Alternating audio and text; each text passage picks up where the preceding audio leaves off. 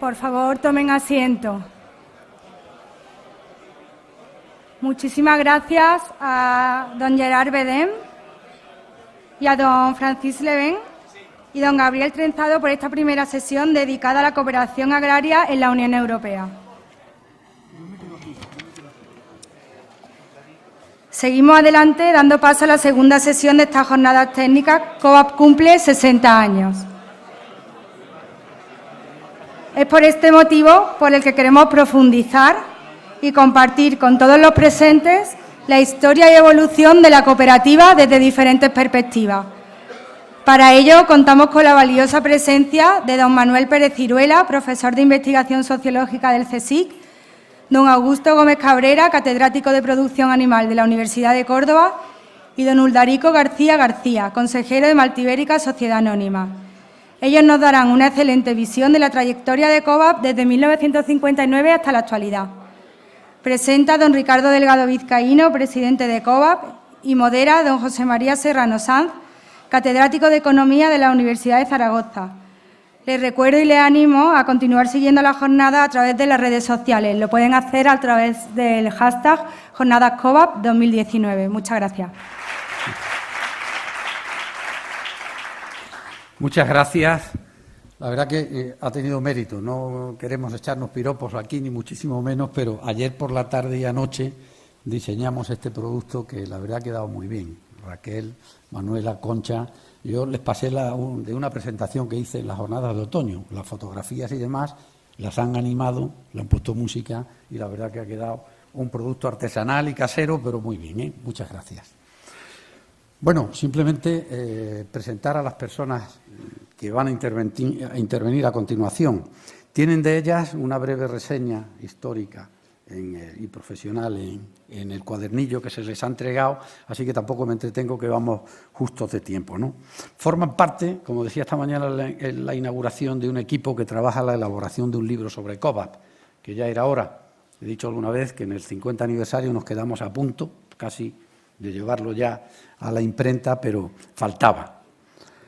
Un equipo que lidera, que coordina el presidente de la Fundación Cultural de COVAP, Santiago Muñoz Machado, para la elaboración de ese libro, y desde luego desde aquí le tengo que agradecer, porque se ha quedado con ganas de venir. Está en Argentina con los Reyes como director de la Real Academia de la Lengua, que lo es ya, y no puede estar en tantos sitios. Por eso le agradezco más que con tantas labores que tiene, con tantas labores y frentes que atender, pues se tome las riendas y lidere este equipo de personas para la elaboración de ese libro. A este equipo tengo que mencionar también que están Bartolomé Valle Buenestado, Josefina Gómez, Rafael Navarro, Rafael Jung se ha incorporado también, Félix Ruiz y yo mismo.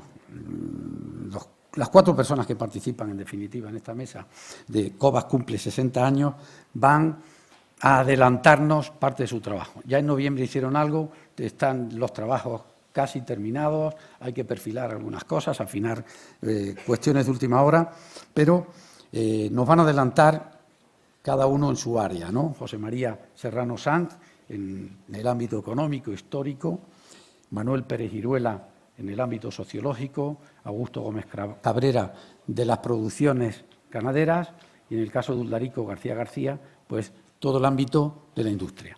Muchísimas gracias a los 4 por participar en esa elaboración del libro y por estar esta mañana aquí con nosotros. Te dejo la palabra, José María, y adelante. Gracias.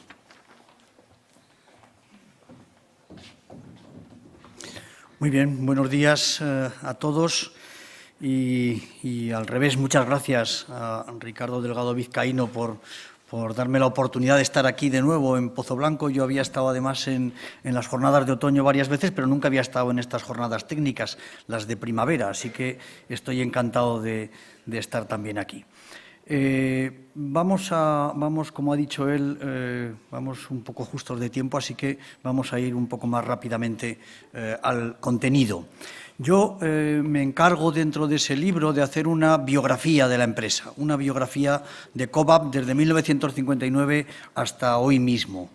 Y en esa biografía hago un primer elemento, que es el escenario en el que ha vivido Cobap estos 60 años. Ese escenario ha sido una profunda transformación del mundo rural en la economía española. Ese escenario ha sido el de un país, cuando nació Cobap, que estaba clasificado por el Fondo Monetario Internacional como una economía en vías de desarrollo, a la economía española de 2019, que es una economía avanzada, según el mismo Fondo Monetario Internacional. De modo que la empresa ha atravesado por un conjunto profundo de cambios en la economía española y en el mundo rural en particular.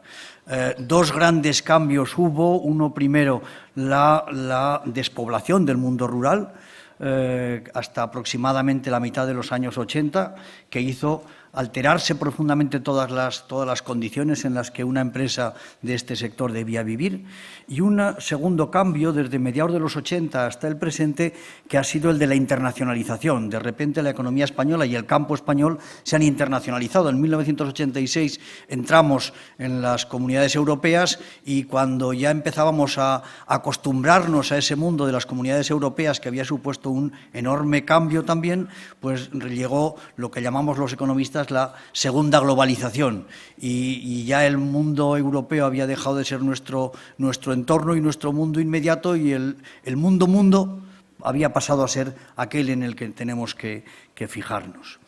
Esa etapa, ese escenario, desde mi punto de vista, Cobap lo ha vivido a través de tres grandes etapas. Yo veo tres grandes etapas en la compañía.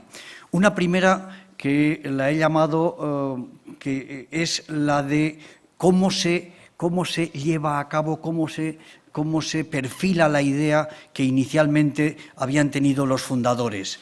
Esos fundadores que se juntan el 7 de enero de 1959 primero, luego se juntan también el 3 de mayo en una famosa junta rectora, el 3 de mayo, que es la que decide abrir la empresa al valle entero, al Valle de los Pedroches, y en el mes de mayo se hace la nueva refundación, digamos, de la empresa. Esa primera etapa va hasta el año 1965, en mi opinión.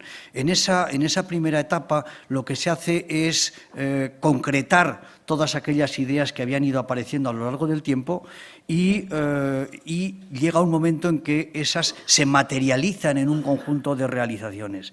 La primera de esas realizaciones es la del verano del 65, que es la fábrica de piensos, que es una idea que estaba prácticamente desde el principio, porque la cooperativa, en cierto modo, nace, como nacen la mayor parte de las cooperativas agrarias españolas en los años 50 y 60, nace con un planteamiento relativamente defensivo, diríamos. Nace porque lo que tienen que hacer los ganaderos, en este caso, es defenderse para comprar piensos o suministros, defenderse también para tratar de comercializar mejor sus productos.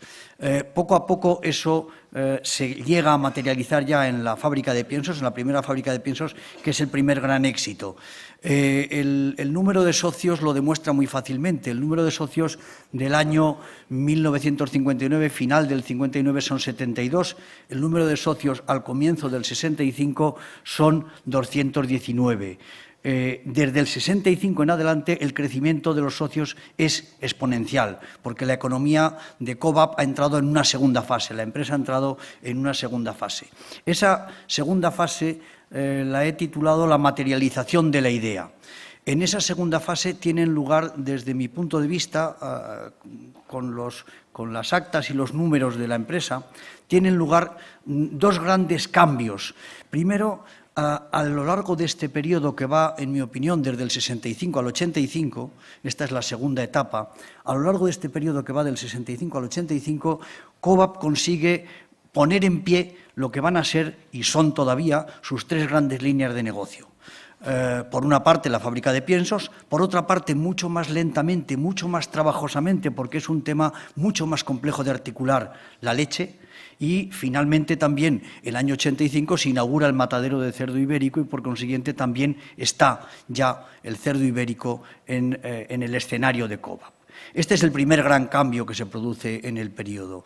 El segundo gran cambio es que durante estos años del 65 al 85 crece el número de socios exponencialmente hasta pasar de los 5.000 en el año 85. Y por consiguiente, la empresa ha adquirido eso que los fundadores habían llamado dimensión, tamaño, porque se decía en aquel acta, sin tamaño nadie nos escuchará, sin dimensión nadie nos escuchará.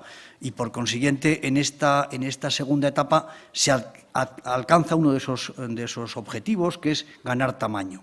Pero además de ganar tamaño, en este periodo segundo se crea lo que podríamos llamar la cultura de la empresa cooperativa. La cultura de la empresa cooperativa tiene, para mí, tiene tres elementos fundamentales. Uno primero es que hay una continua apelación de los directivos y en particular del presidente, del que es el presidente entonces y lo será desde el 59 hasta el 94, hasta su fallecimiento, Ricardo Delgado Vizcaíno, que ejerce un liderazgo que se ve clarísimamente cuando uno lee las actas de las asambleas del periodo. En este periodo, decía, él hace una continua apelación a la participación de los asociados, porque cree que eso es parte de la posibilidad de éxito de la empresa. El segundo elemento de la cultura de la empresa es la preocupación por la solvencia financiera. Una preocupación por la solvencia financiera que se ve claramente en el destino que tienen la mayor parte de los beneficios que no tienen destino obligatorio, y es que van casi todos siempre a reservas voluntarias y por consiguiente esto le da a la empresa un músculo financiero que le va a permitir no solo hacer grandes inversiones cuando llegue la época de las grandes inversiones, sino también resistir los malos tiempos que en todo ese periodo, naturalmente, todos sabemos que ha habido unas cuantas crisis económicas importantes en España y en la economía española. Y no todo el mundo ha podido resistirlo. Y para resistirlo había que tener músculo financiero y esta preocupación por la solvencia está también desde el principio y se consolida, se estabiliza en esta segunda etapa que va del 65 al 85. El tercer elemento es lo que podríamos llamar con lenguaje actual la preocupación también por la excelencia. Miren, en las actas aparece desde muy pronto la necesidad de buscar la mejor tecnología para cualquier cosa que se plantea. Y la mejor tecnología incluye algo que no era nada frecuente en el mundo empresarial español en los años 60, que es buscar a la universidad o buscar a los organismos de investigación siempre que se quería hacer avanzar algún sector o algún elemento de la empresa. Así que ya en los años 60 hay convenios con el Instituto de la Grasa de Sevilla del CSIC o con la Facultad de Veterinaria o la Escuela de Ingenieros de Córdoba. Esta preocupación por la excelencia va a rendir frutos porque en un sector tan complejo como es el de la leche, cuando haya que enfrentarse a grandes dificultades en los años 80, esto va a tener va a dar la posibilidad de que la empresa salga adelante y otras empresas también, por ejemplo, aquí en Córdoba, pues no lleguen a salir adelante. Luego hay una tercera etapa, la tercera etapa en la que no me voy a detener porque Uldarico García hablará más de ella. La tercera etapa es la que va desde el 85 hasta hoy. A esta etapa yo la he titulado la etapa de las grandes realizaciones, por hacerle un pequeño homenaje a aquel acta del día 3 de la Junta Rectora del 3 de mayo, en el que se habla de las grandes realizaciones que en algún momento tiene que acometer la empresa. Bueno, pues a partir del 85 llega la etapa de las grandes realizaciones. Tenemos una cultura de empresa, tenemos ya los tres sectores básicos que van a ser aquellos en los que la empresa se va a consolidar, llega ya el momento de crecer pero sobre sólidas bases. Llega el momento de crecer y de acabar también con la internacionalización, que es el final de este periodo, como también nos decían antes los ponentes franceses. Esta tercera etapa, por lo tanto, es la tercera etapa en la que estamos viviendo hoy, en la que ya se nos ha hecho un pequeño resumen con 800 empleados, con casi 15.000 socios entre los socios normales y los colaboradores, en fin, con una empresa que es capaz de producir y de vender casi 500 millones de euros, también como se nos ha dicho, en fin, la época de las grandes realizaciones, pero de que ya hablaremos después. Nada más, muchas gracias.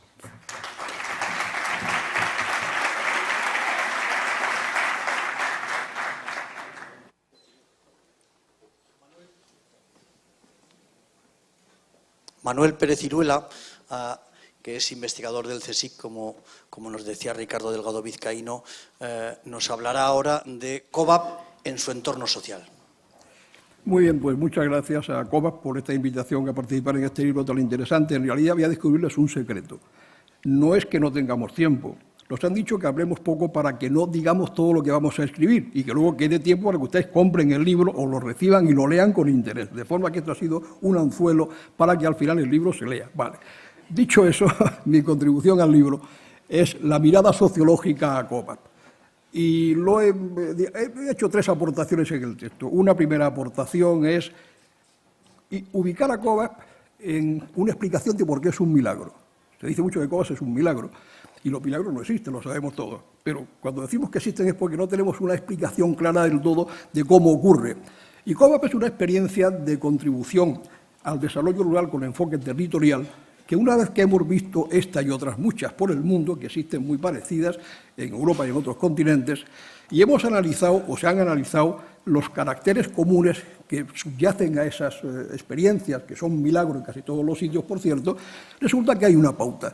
Una cierta pauta que cuando se cumple da lugar al milagro que ha sido COVAP y que de forma rápida voy a ponerles aquí para que ustedes lean los 6 puntos que constituyen la pauta, que no me puedo parar mucho a explicarlos porque, como hemos dicho, hay que dejar las cosas para luego. Pero sí quisiera decir una cosa. El primero es el más importante. La existencia de la lealtad con los territorios. Un economista muy famoso llamado Hirschman, que escribió un texto excelente sobre desarrollo, con el precioso título de Salida, Voz y Lealtad, vino a decir en el título, casi la tesis de su texto, que era que ante los problemas territoriales, o incluso micro también, se pueden tomar 3 actitudes. Una es escapar, salir corriendo, huir del problema. Otra es quejarse, levantando la voz para hacerlo. Y la tercera es quedarse en el territorio, leal con él, para resolverlo. Entonces, el tema es que el primer paso de esta pauta de conducta, de estas experiencias, consiste en encontrar en que existan unos líderes capaces de tener un compromiso de lealtad con su territorio para evitar que ese territorio pueda desaparecer por su vaciamiento demográfico. Luego, eso lo cuento en el libro con más esto. Hay una segunda aportación que es, bueno, esto tiene que ver mucho también con la sociedad que rodea a la comarca. Esa lealtad territorial no es solo cuestión de un liderazgo, que es imprescindible, es también cuestión de lealtad más o menos extendida. Y hasta qué punto esto ha sido así, lo hemos tratado de ver con una especie de encuesta. Voy a decirlo porque esto lo conoce todo el mundo. En realidad se llaman grupos de discusión, que es una técnica de recogida de información social, distinta a las encuestas, pero mucho más cualitativa, en la que hemos podido analizar cómo la comunidad que rodea a COVAP ha ido valorando la existencia de esta institución y apoyándola a lo largo del tiempo. Sobre esto hemos aportado información sobre la comarca, sobre la propia COVAP y finalmente sobre sus inquietudes. En cuanto a la comarca, hay cosas muy interesantes. De una comarca que tiene dudas acerca de si su identidad territorial está ya definitivamente asentada o no, está en construcción, pero donde la gente se reconoce con capacidad para emprender. Todo esto son citas textuales de gente que asistió a estos grupos de discusión, que la pongo a modo de ejemplo de lo que quiero transmitir como mensaje.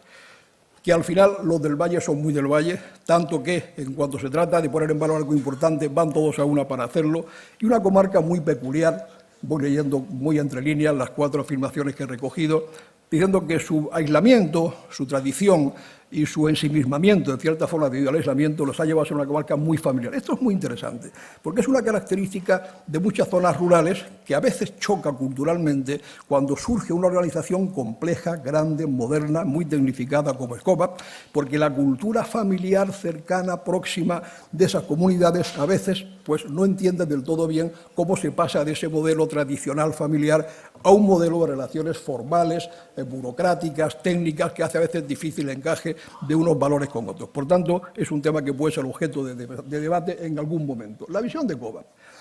COVAP se ve en la comarca positivamente, muy positivamente. No tengo la menor duda después de haber visto los grupos de discusión, aunque también hay sus inquietudes respecto a ella. Yo paso rápidamente las ideas fuerza que han salido en los grupos y sobre las que voy a pasar con cierta rapidez. Primero, el reconocimiento.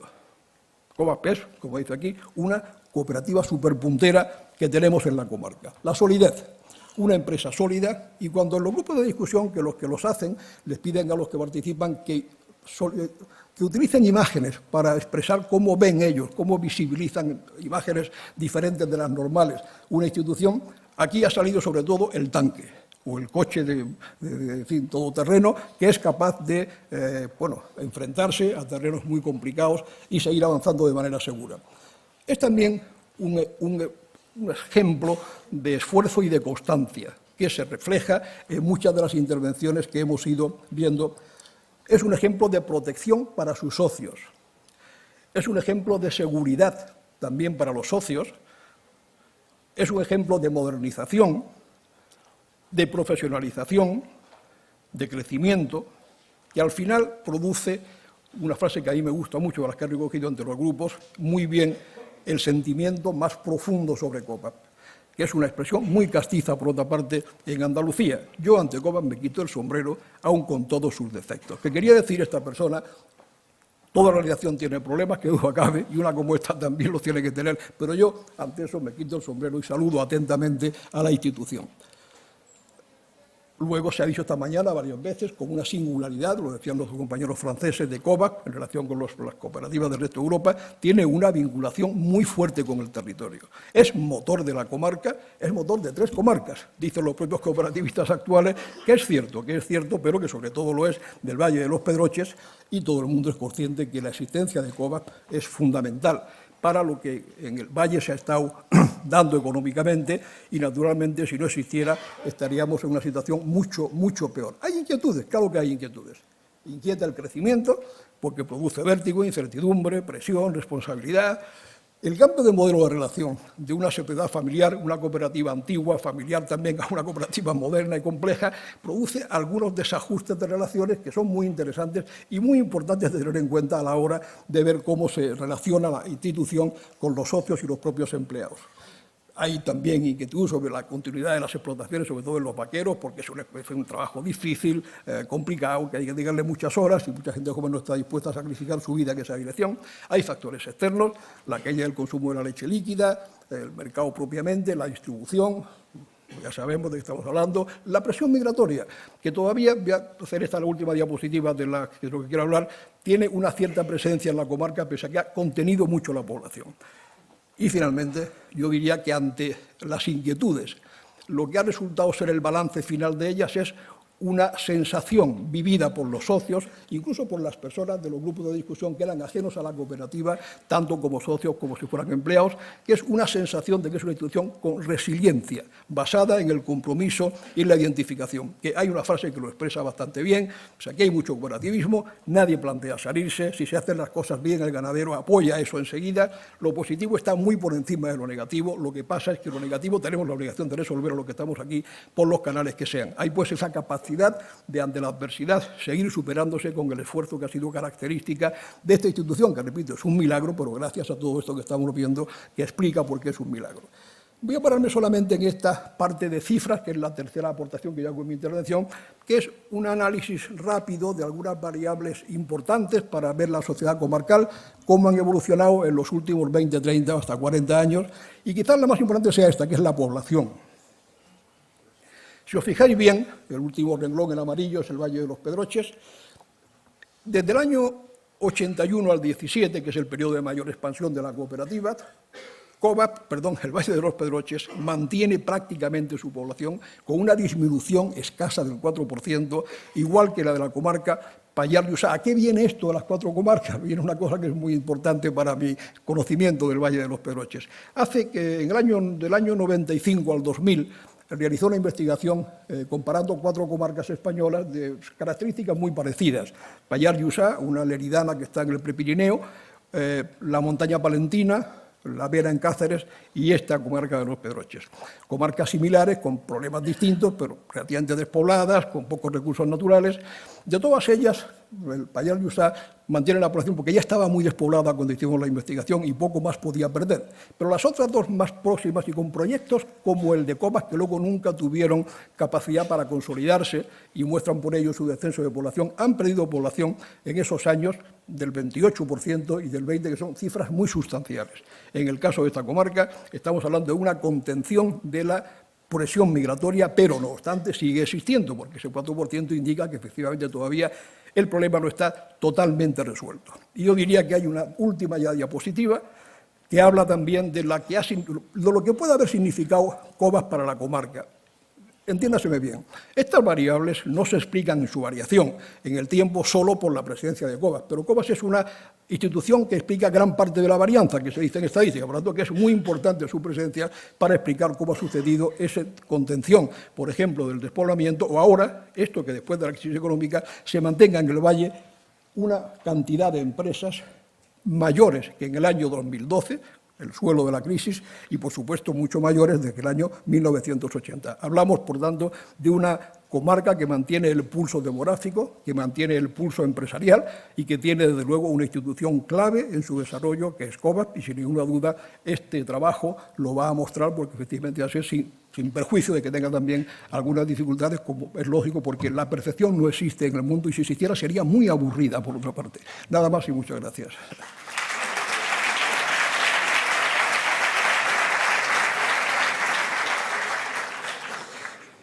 Augusto Gómez Cabrera, que es catedrático de Producción Animal en la Facultad de Veterinaria de Córdoba, nos hablará ahora del desarrollo ganadero de Cobas.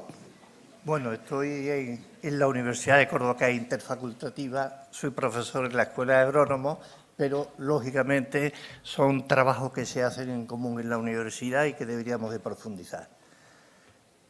Simplificar algo que todos ustedes conocen, para ustedes podría ser fácil, para mí es complicado. Es una necesidad de centrarse en los datos de lo que ha pasado en el desarrollo ganadero de Cobas para ver qué factores son los que han influido, cómo se ha producido, por qué esa diferencia entre un sector como el vacuno lechero y los sectores porcino, vacuno de carne y ovino, que eran los tradicionales, que eran con los que empezó la cooperativa. Esto es lo que he intentado hacer con un compañero que hemos colaborado aquí en Cobas y es significativo que hemos puesto factores condicionantes de la intensificación. Ustedes verán por qué. Cobas empezó los años en que se modificó el sistema productivo agrícola ganadero en el mundo nacional. Esta es una descripción de Fernández Ronquillo, faenas camperas, usos ganaderos desaparecidos en la Sierra Norte de Sevilla en los años 60. Y habla de las faenas que se hacía, el traslado del chozo, la subida de los portillos, el arreglo de los aperos. Y esta, pues, nos habla de la necesidad de registrar el número de cerdos por cerdas tenidas, evitar que se junten, para eso subir el pretil de la cochiquera. Pero esto lo escribió Columela en el siglo I. No había cambiado nada, prácticamente, los usos ganaderos hasta los años 60 del siglo pasado. Entonces, ¿qué ha cambiado en Cobas? ¿Qué ha cambiado en la ganadería de Cobas? En los años 60, los excedentes de leche de un sector que no estaba previsto, estaban los derivados lácteos, más bien por la leche de oveja que se industrializaba, pasó a entregar leche a Colecor, que 20 años después desapareció. Y Cobas ya estaba produciendo 60 millones de litros. Y ahí podemos ver el progreso hasta los 310. ¿Qué diferencia había entre estos dos casos? Esto siempre se nos viene a la cabeza. Pues Colecor estaba en un medio claramente favorable, con buenas comunicaciones, regadío, mercado, pero tenía otras alternativas de producción. Los del regadío podían producir frutales, incluso flores. Cobas estaba en un medio muy desfavorable, pero con escasas o nulas alternativas. Está claro que la ausencia de alternativas no puede explicar qué es lo que ha pasado en Cobas. Lo que ha pasado es que se ha desarrollado técnicamente, se ha producido una intensificación, podríamos decir, ejemplar. Los servicios técnicos, responsables de la información que tenemos, y lo nuestro es analizar la información, una política de precios que permite una homogeneización de la producción a lo largo del año, fundamental para la industria, y sobre todo una política de control de calidad exhaustiva. No se mejora lo que no se conoce. Atención cuando nos vayamos al extensivo. El punto crioscópico, se echaba leche cuando se vendía por la calle. El porcentaje en grasa estaba en 2,9 por motivos de la alimentación. Se ha ido subiendo, penalizando y primando los que debían de conseguir valores superiores, o la proteína, que se eleva poco, pero el porcentaje de grasa depende mucho de la alimentación, la proteína de la genética. Esta es una imagen que nos dice cómo ha cambiado la alimentación en Cobas. Faltan forrajes, se concierta la producción de maíz en el Valle del Guadalquivir, se trae, se conserva, se hacen mezclas completas y se revoluciona totalmente la alimentación, con catering en las ganaderías y con la distribución de microsilos para aquellas vacas que necesitan pequeñas cantidades, pero de una alimentación de una mezcla especial. En el 85 ya el 84% de las, reproducciones se hacían por inseminación. Hay un programa propio hecho por la cooperativa que permite el control de todos los parámetros reproductivos. Eso de que las vacas repetidoras, ¿qué le pasa a mi vaca? Ahí están los datos. Parto, primer celo, primera cubrición fecundante, cualquier detalle está ahí y se puede seguir. La calidad microbiológica es básica. El punto el tema de las bacterias es un problema relacionado sobre todo con la mamitis, pero sobre todo con la conservación de la leche. Se empiezan poniendo tanques de refrigeración a nivel local. Después se incentiva dando prima a los que tienen leche refrigerada en granja que cumplen los requisitos, de calidad. Y después ya no se incentiva directamente el que no entrega leche fría y no entrega con un número de bacterias bajas, tiene penalizaciones que van subiendo. Y en el año 97 se sitúan ya en 100.000 bacterias por mililitro. ¿Pero por qué? Porque el año 98, a través de la Directiva 92 del 46 de la Unión Europea, se establecía que la leche que tuviera por encima de 100.000 bacterias por mililitro y más de 400.000 células somáticas por mililitro no podría ir a consumo humano, tendría que ir a industrialización. Y entonces Cobas se pone las pilas, vean que en el 96 solo el 25% aproximadamente de la leche cumplía el requisito fijado. Se establece un programa con 10 veterinarios, vaca por vaca, cuarterón por cuarterón, registrando los niveles de mamitis y se lleva a matadero, las mamíticas se registran, se tratan, se mejora, poniendo dinero parte los ganaderos implicados. Y se llega al 90%. La estabulación se cambia totalmente, sistemas, se llega ya al confort de la vaca, al bienestar de la vaca, no vamos a entrar, pero esto no es gratis.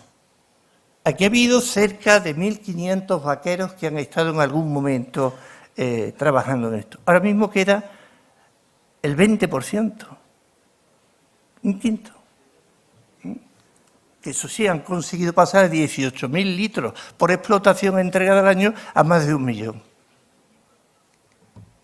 Se acabó. Eso es la industrialización y la intensificación de un sistema que se ha controlado mucho. Ahora tenemos la evolución de los sistemas tradicionales.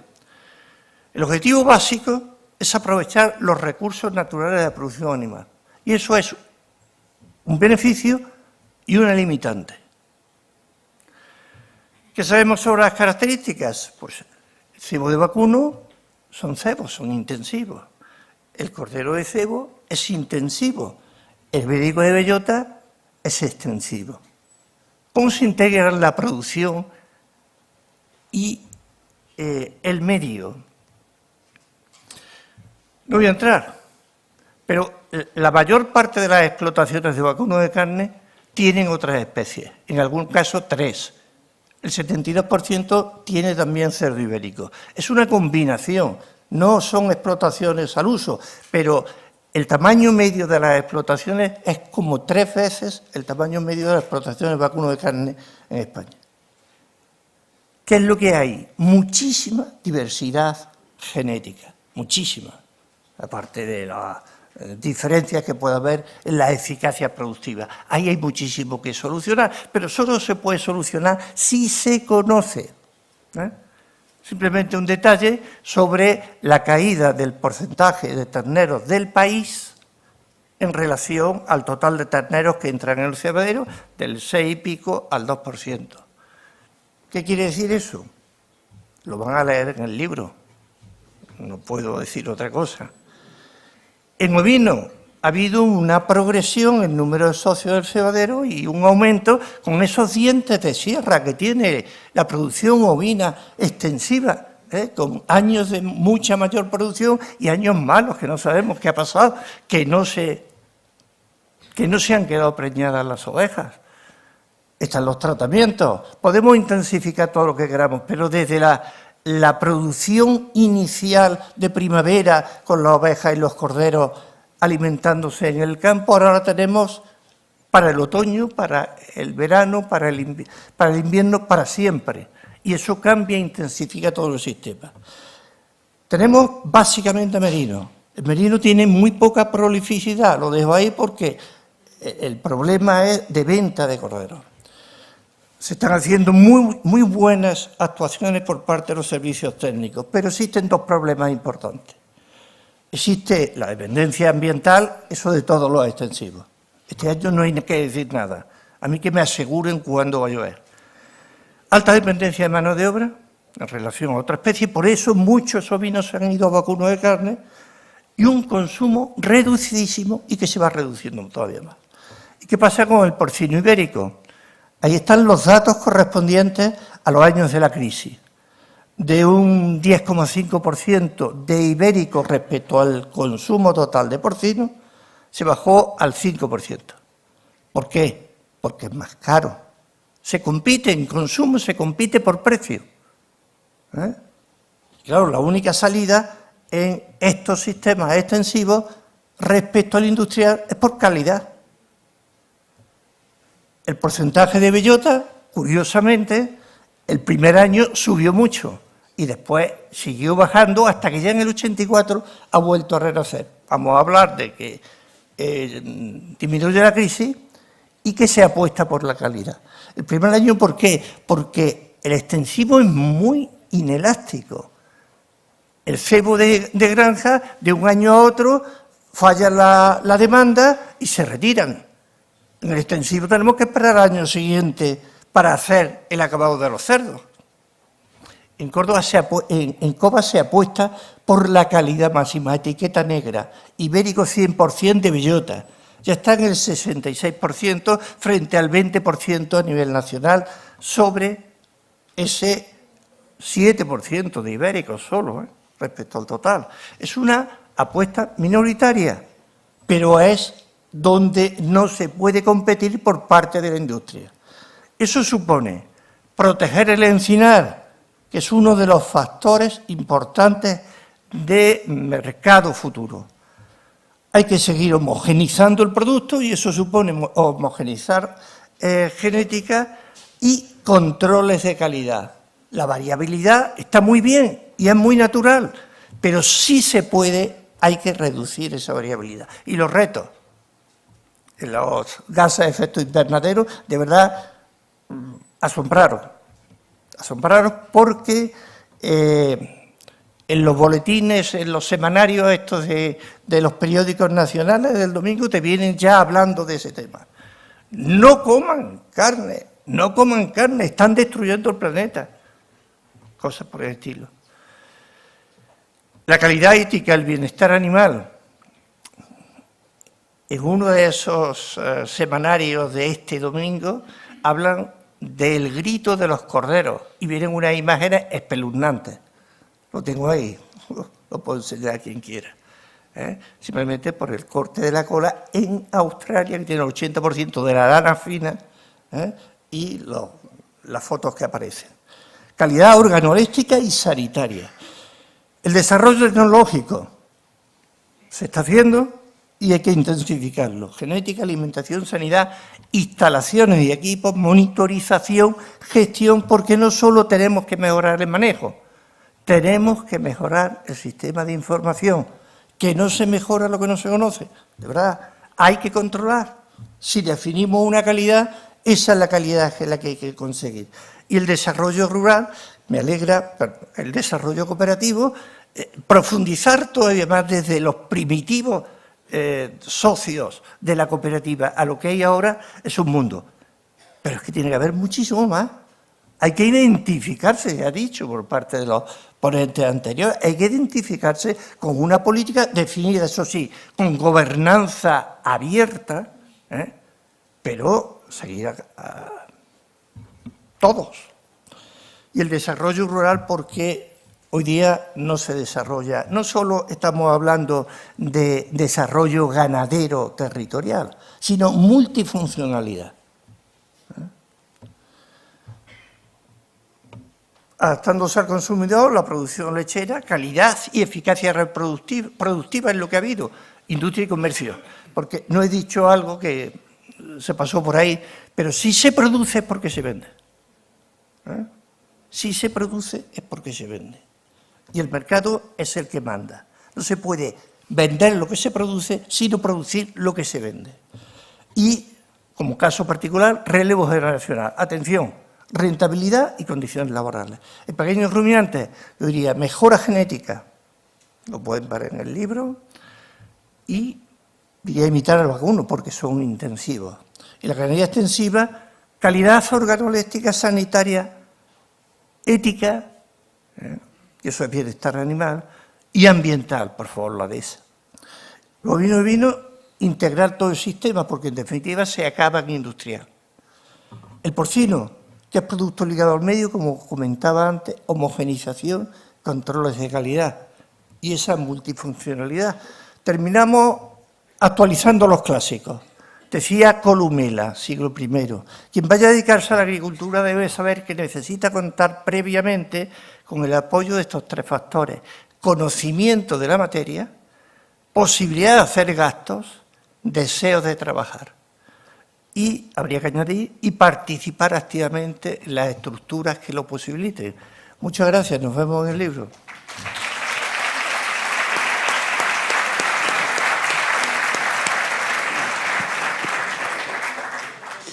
Y ahora, por último, Uldarico García, que es consejero de Malta Ibérica, hará un análisis económico-financiero de los últimos años.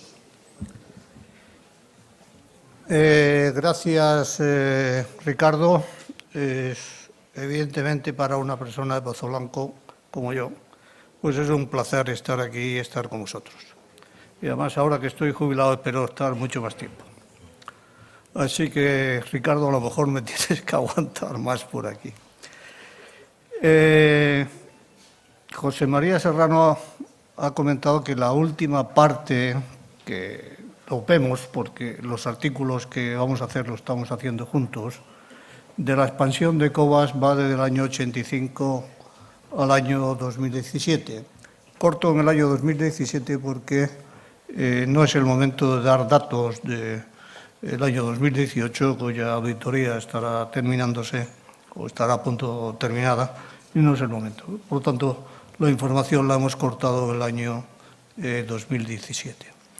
Del 85-97 no puedo hablar, estamos la 1:15, es muy tarde y como ya han dicho algunos, pues para el libro, ¿qué le vamos a hacer? No hay otro remedio. Del año 97 al año 2017 vamos a dar los datos fundamentales económicos. Evidentemente hay dos cosas importantes a comentar. Uno, el éxito de los últimos 20 años de COVAX no es un éxito que se haya regalado. Se ha producido por 40 años de trabajo previo. 40 años de su fundador, 40 años de otros presidentes, 40 años de gente que estuvieron detrás. 40 años donde se hicieron una definición de lo que se quería de la cooperativa, donde se trabajó con una ética y con una austeridad empresarial, lo hemos estado comentando con alguna persona aquí, que es digna de alabanza. Cualquier persona que lea las auditorías de COVAX no puede pensar más que es una empresa, al fin y al cabo una cooperativa es una empresa, con una austeridad empresarial digna de alabanza. Eso es así y hay que destacarlos y es parte del éxito que clarísimamente puede presumir COVAX de él. Vamos a dividir la rápida intervención en tres hechos, o en tres apartados. Hechos, es decir, qué ha pasado con COVAX a nivel de ventas, etcétera, etcétera, en los últimos 20 años. Esos hechos, qué necesidades se han producido y cómo esas necesidades se han reflejado en su último balance del año 2017. Hechos los referimos, los resumimos en el tema de ventas. Es espectacular que las ventas en euros de COVAX desde el año 17 al año 97 hayan subido el 280%, es decir, casi 3 veces. 3 veces en 20 años y en esos 20 años, incluido los años de la crisis. De por sí el hecho ya es absolutamente espectacular, pero así es que si además analizamos los sectores donde trabajan COVAX, pues el incremento del lácteo es un 281%. Atención, poniéndolo en referencia a cómo ha evolucionado la leche, el consumo de leche de alto o de larga duración en España. Perdona que te hablara de pasteurización, pero es que todavía me puede la tecnología cervecera. Ya sé que es leche UHT, pero todavía me puede la tecnología cervecera y los cerveceros hablamos de pasteurización. Pero es que en esos 20 años el descenso de consumo de leche en España es del orden del 20%. Y COVAX se permite el lujo de subir el 281% sus ventas. Pues olé, es un dato espectacular. Que en cárnicas haya subido el 1000%, bueno, se ha hecho un matadero nuevo en el 2005 y eso pues también es espectacular, pero la parte fundamental de León de las ventas de COVAX es los lácteos. Que en alimentación animal, o sea, todo el tema de piensos, ha subido 159%, pues razonable, ha producido mucho más leche, luego a las vacas hay que darle de comer o piensos o mezclas o lo que sea, por lo tanto es razonable que haya subido sectores o actividades como la alimentación animal. Estos datos, ¿a dónde ha llevado a colocar a COVAX dentro del entorno español? Dentro de los ratios o de los rankings de empresas españolas. Pues también es espectacular. En leche, por ejemplo, en el año 2016, que están las estadísticas publicadas, pues estar dentro de las 5 primeras del sector. Como aquí han dicho mis colegas, estando donde estamos, en zonas de poca agua, etcétera, etcétera, etcétera.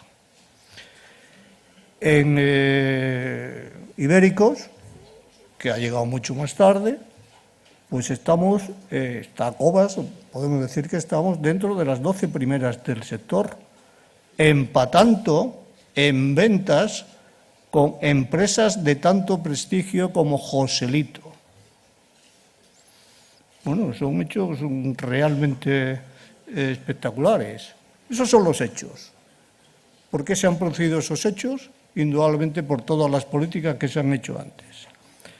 Claro, Cobas durante desde el año 97 al año 2017 ha tenido que hacer todas las inversiones de su centro febriles que han necesitado.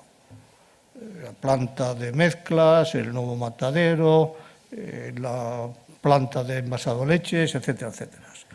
Hoy, y yo soy un experto en industria de alimentación, está mal que lo diga, pero es así, los útiles, los activos de Cobas están entre los mejores que se puede encontrar uno en el mercado.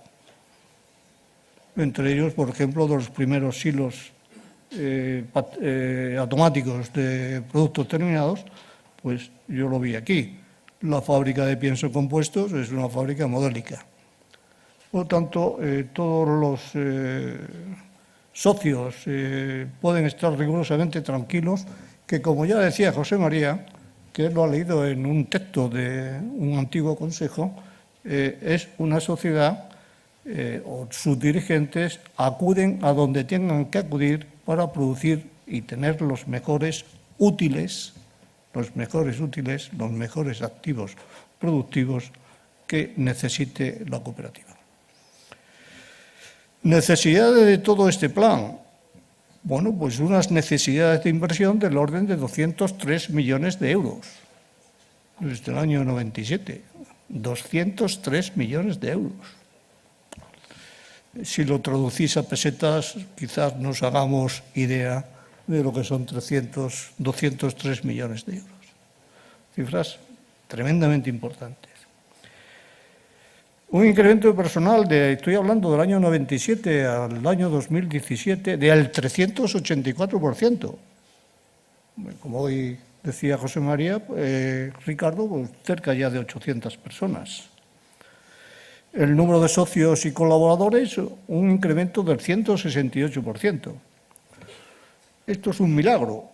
Pues yo no sé si es un milagro, pero de luego lo parece y se aproxima a los datos que puede uno considerar como casi milagrosos. Ahora, exclusivamente para terminar, hemos visto lo que hoy es Cobas en España, en sus sectores amplios, cómo ha ido creciendo desde el año 97, no estamos refiriendo a crecimientos anteriores del año 85, y ahora me gustaría resumir qué efectos ha tenido todos estos en los balances de Cobas. Es que es un incremento o unas inversiones de 203 millones de euros han producido una sociedad que esté financieramente con dificultades. Ya decía José María también, los inicios de Cobas decía, cuidado con las finanzas, que hay que saber muy bien. Ese dicho que le he dicho por ahí a un director de banco que me han presentado esta mañana, no. En el Valle de los Pedroches, cuando alguien gasta 1 euro es porque tiene 3. Y eso es nuestra costumbre. Somos así. No, ya saben los bancos que Pozo Blanco es un sitio para coger fondos, no para que gastarlos, sino para recogida de fondos. El balance consolidado de Cobas del año 2017 es una delicia. Y os habla una persona que ha visto muchos balances en su vida. Con un activo corriente de 78,5 millones de euros, el neto patrimonial alcanza 108 millones de euros. ¿Qué es eso? Eso es una política que viene de los 60 años de Cobas. No se hace en un año, ni en 2, ni en 3, ni en 4. Viene de una política de austeridad, de guardar de los 60 años de Cobas. Son datos, aquí no hay comentario, ¿no? un pasivo neto corriente de 60 millones. De tal manera que esta es una cuenta que hacemos mucho las empresas. Si al patrimonio neto y al pasivo neto corriente, que son del orden de 180 millones de euros, vamos a compararlos con el activo neto corriente y las existencias. Lógicamente, Cobas es una empresa que con todo el cerdo ibérico tiene unas existencias muy importantes. Pues mire ustedes, no, son superiores a la cuenta o al sumar el activo neto corriente y las existencias, que en el balance consolidado del 2017 sumaban 162 millones de euros. Bueno, pues una vez más, toda la política de crecimiento de los 60 años y fundamentalmente de los 40 producen un balance consolidado que es de libro, de un activo, de un pasivo neto de 260 millones de euros, que haya un patrimonio neto de 108 millones de euros, pues ahí está. Y que el pasivo corriente sea menor en cerca de 90 millones de euros al activo corriente, pues, señores, no sé cómo lo habéis hecho, francamente. No sé cómo lo habéis hecho, Ricardo, ni José María, ni Consejo Rector. No sé cómo lo habéis hecho. Solamente dos últimos datos de las cifras del 2017. Creo que la cifra del balance consolidado era del orden de 542 millones de euros. Bueno, pues sobre unas cifras de 542 millones de euros en los sectores que se produce o que actúa Cobas, tener un EBITDA cercano a 30 millones de euros, pues una vez más no puede ser signo más que de una política de austeridad, de control, de colaboración de los socios extraordinaria.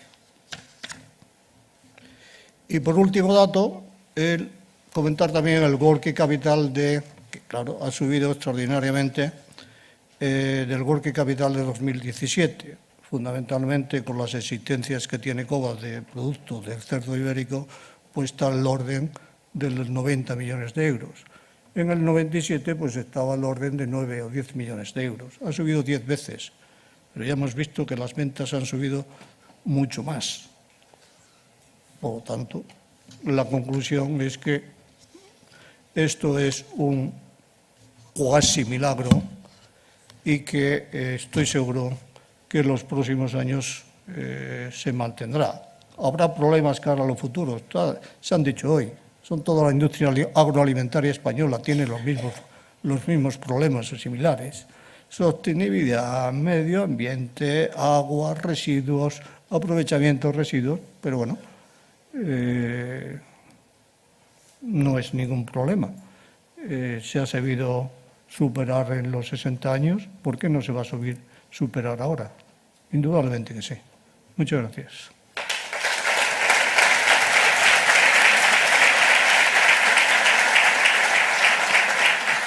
Pues muchas gracias. Damos por finalizada esta nueva mesa redonda. Gracias.